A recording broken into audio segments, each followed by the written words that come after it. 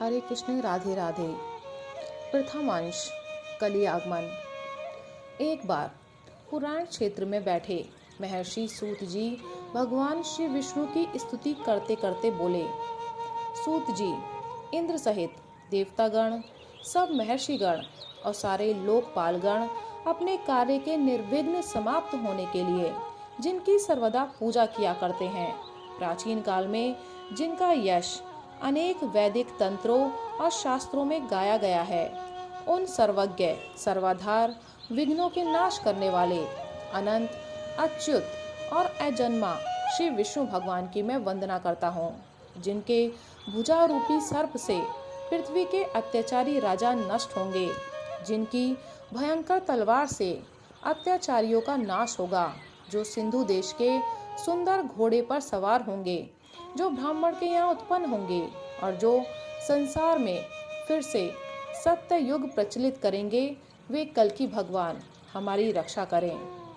त्रिकालज्ञ महर्षि सूत जी के ऐसे वचन सुन नैमिषारण्य वासी शौनकादि ऋषि वर्ग उनसे बोले। ऋषि वर्ग, हे महर्षि सूत, आप भूत भविष्यत और वर्तमान की सब बातों को जानते हैं। आप कृपया हमसे श्री भगवान की कथा कहें। कली कौन है? उसने कहाँ जन्म लिया?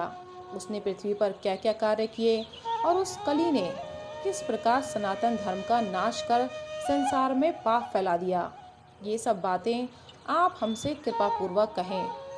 ऋषियों के ऐसे विनीत वचन सुन महर्षि सूत जी ने भगवान विष्णु का ध्यान किया और श्रोताओं को संबोधन करके बोले।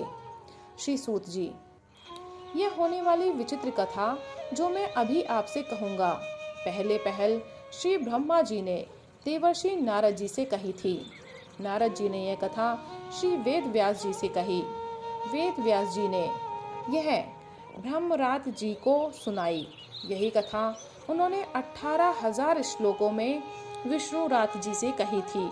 मार्कंडेय आदि महर्षियों ने इस कथा को श्री सुखदेव जी से सुना था। वही होने वाली घटनाओं की कथा जैसी मैंने श्री सुखदेव जी से सुनी है, वैसी आप लोगों से कहता हूँ।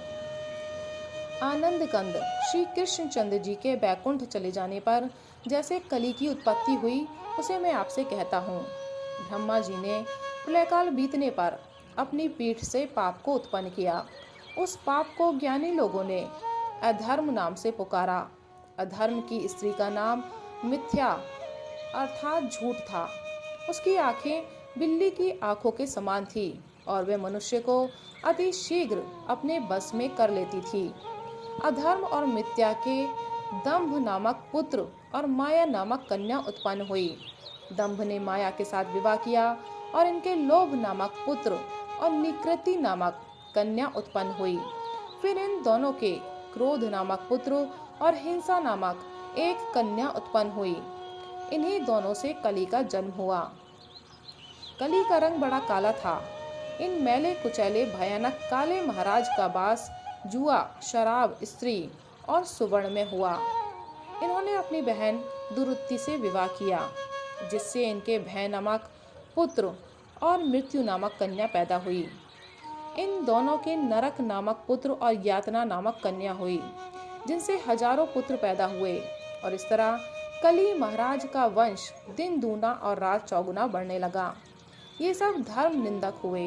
ये सब आदि व्याधि, जरा, ग्लानि, दुख, शोक और भय का स्वरूप धर यज्ञ, वेद, पाठ, ज्ञान, दान आदि धर्म कार्य और वेद आदि धर्म शास्त्रों के नाशक हुए।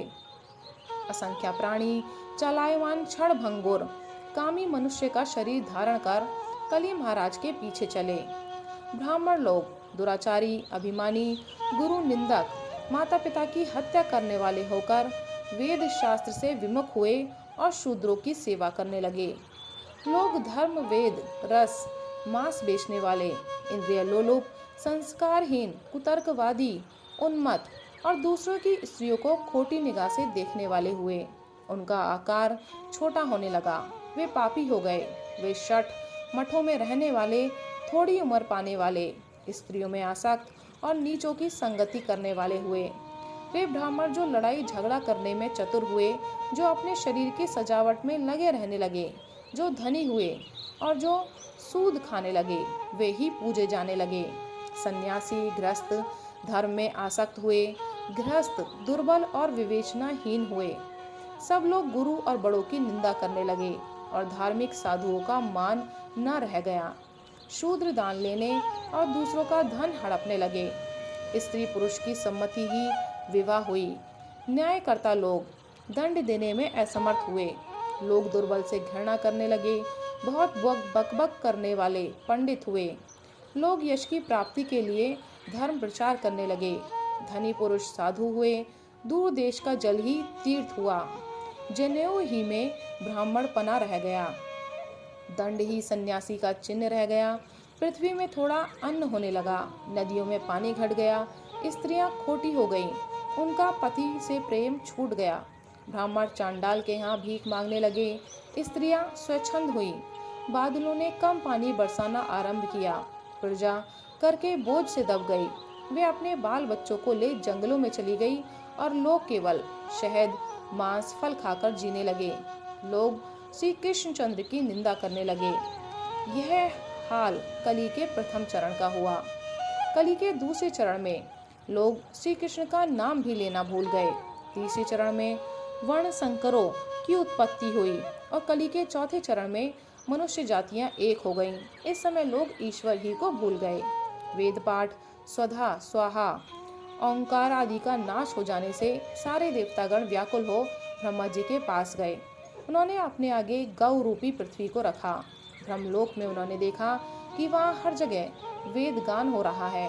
उन्होंने देखा कि यज्ञ के धुएं से वायु भरी हुई है। महर्षिगण सोने की वेदी पर यज्ञ कर रहे हैं। बगीचों में नाना प्रकार के पुष्प लगे हैं। पेड़ों की डालियां फलों के बोझ से झुक गई हैं। हवा धीरे धीरे सुगंधित फूलों की झाड़ियों में होकर बह रही है।